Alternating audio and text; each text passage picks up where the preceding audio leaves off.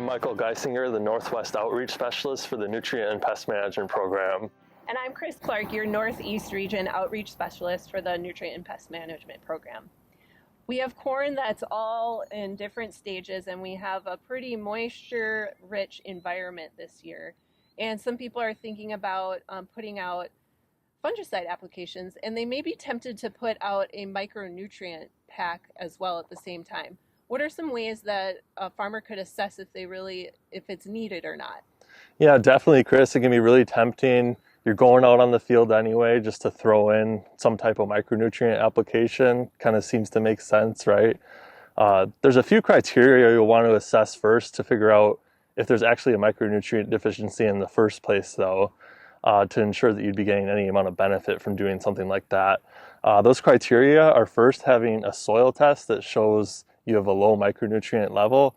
So you'd want to order that package. If you don't have soil tests this year, maybe this fall, if you're curious about micronutrients, that's something you can add onto the package at one of the soils labs here in Wisconsin.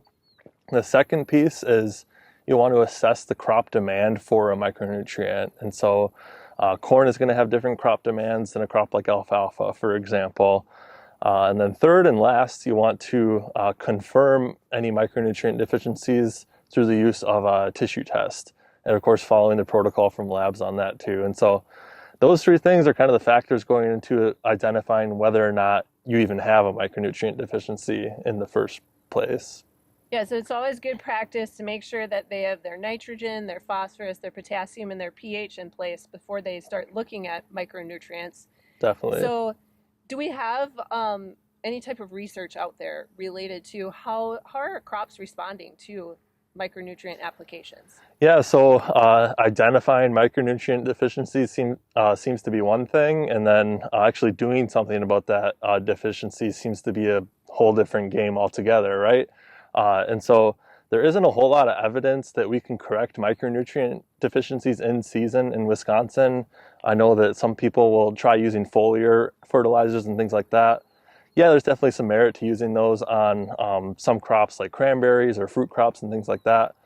With most of our conventional row crops, however, in Wisconsin, we haven't seen much evidence demonstrating that there's a benefit.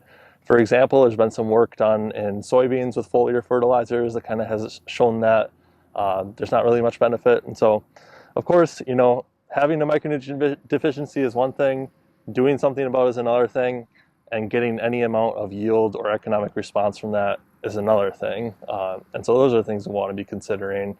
And if you're doing a micronutrient application and do make that decision to make that, you'll want to probably leave a test strip on your field somewhere. All other factors the same. Is that micronutrient application actually correlating to a yield response? If so, is it a profitable yield response? Yeah, so sometimes the best thing when you find out that information is to think about how you can address that micronutrient application in that field for the next crop year. Michael, where could they go for more information? Definitely. If you're looking for more information on micronutrient deficiencies or just managing nutrient management in general, feel free to go to the NPM website at ipcm.wisc.edu.